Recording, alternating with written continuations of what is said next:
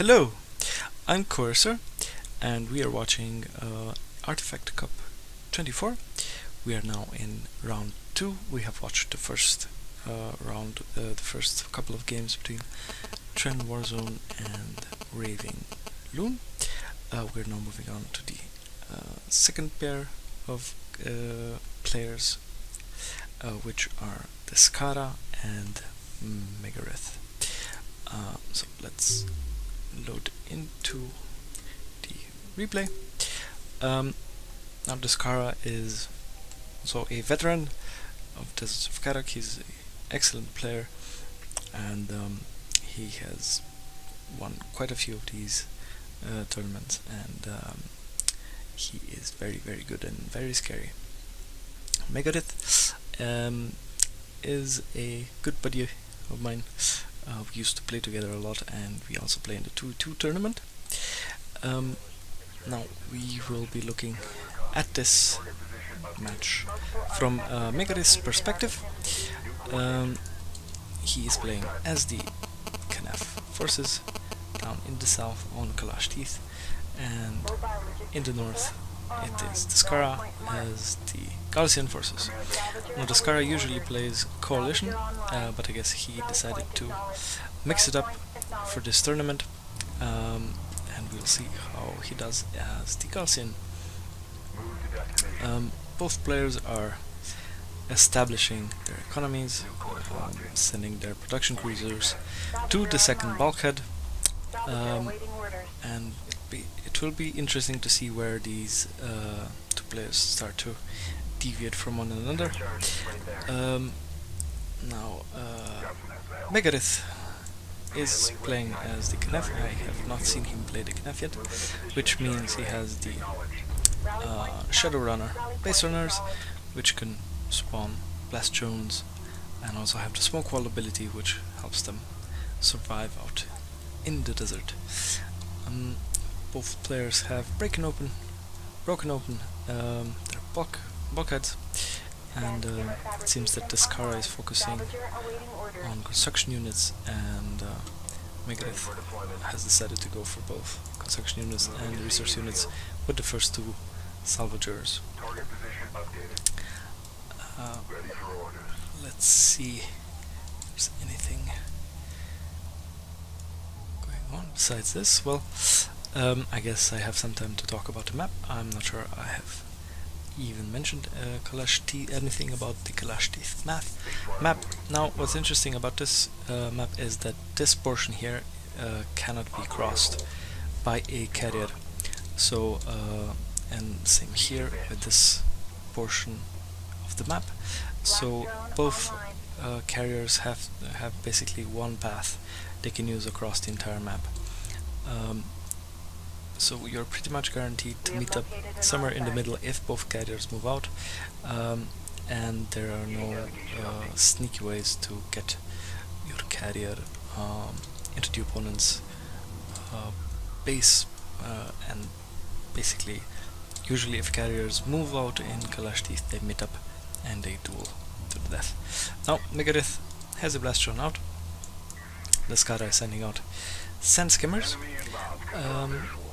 and that sand skimmer is going to encounter the blast drone. There we go. That was still a good trade for Megarith,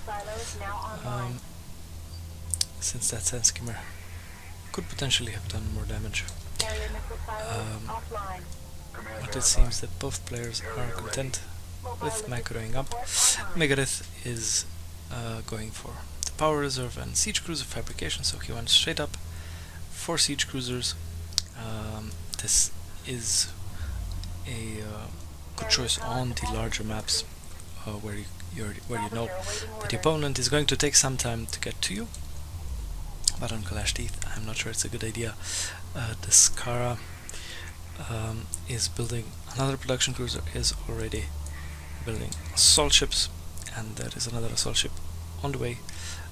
So Megarith could be overwhelmed before he can get the siege cruisers up, or before he can get any kind of reasonable number of siege cruisers up. so that he can threaten Descara. That single sand skimmer is trying to take down that salvager, and if Megarith doesn't deal with that sand skimmer, it is going to be very annoying for him. 2 assault ships, or 3 assault ships are now on the field for Descara. Megarith is short on military units at the moment. He just has salvagers on the field, but a siege cruiser is now in production. So if Megarith will be able to use his missile system on the carrier to fend off any of these small prods by Descara, and if he can get the siege cruiser up, he could be in a good spot to transition maybe into some air units, or start building assault ships of his own. But right now Descara is just expanding, since he sees that there is no aggression coming from Megarith.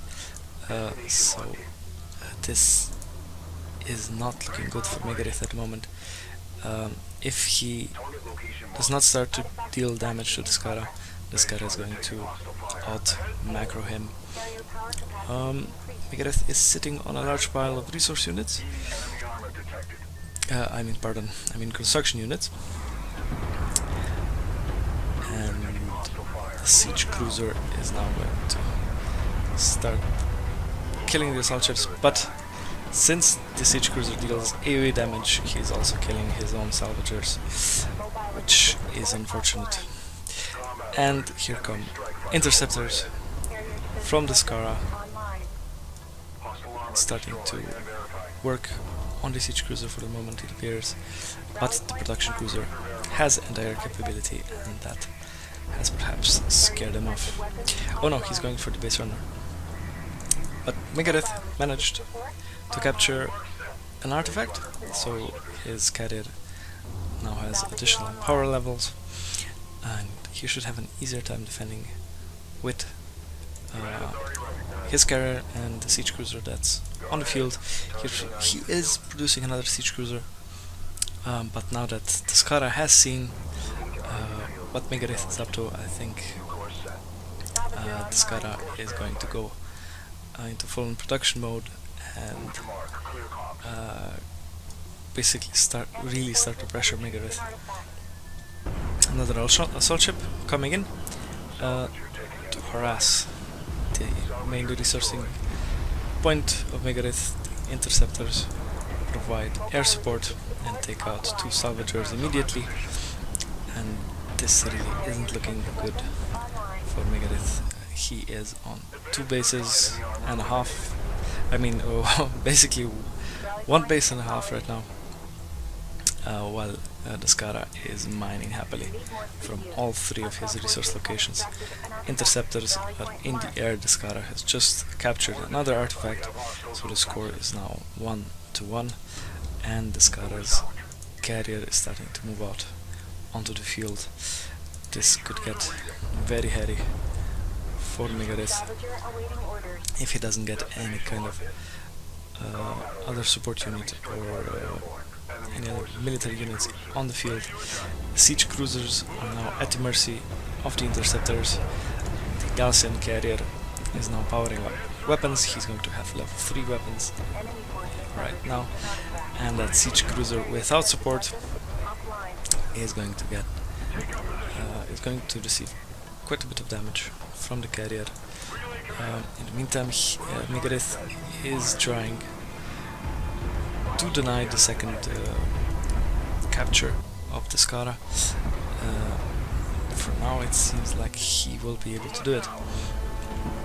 He's using the artillery barrage ability of the siege cruiser to deal some damage to the carrier, but Descara has shifted all of his power into speed, and he is going to move into the middle of the field to better cover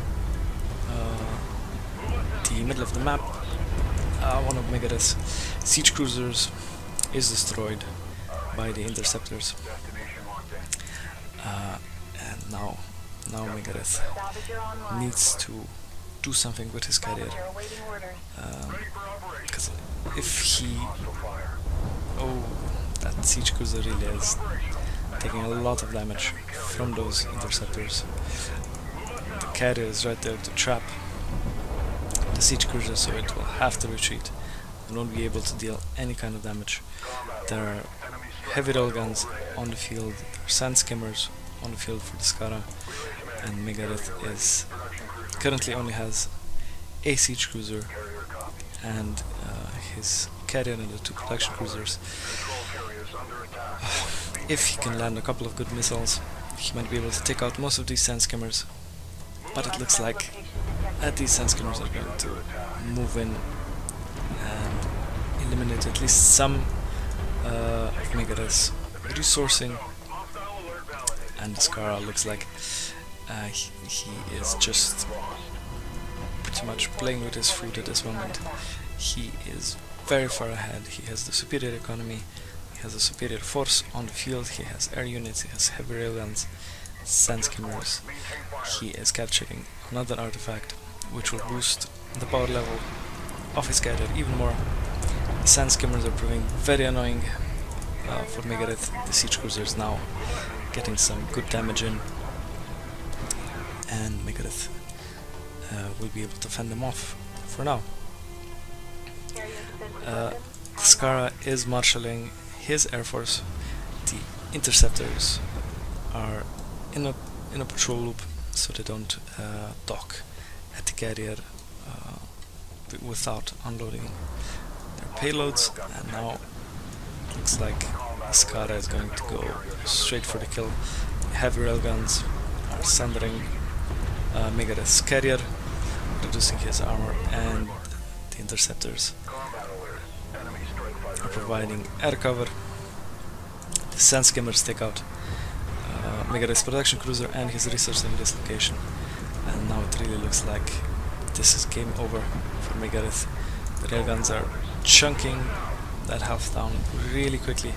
Now the siege cruiser pops out for Megarith, but that is far too late, and the railguns from Descara take out Megarith's Knauf carrier.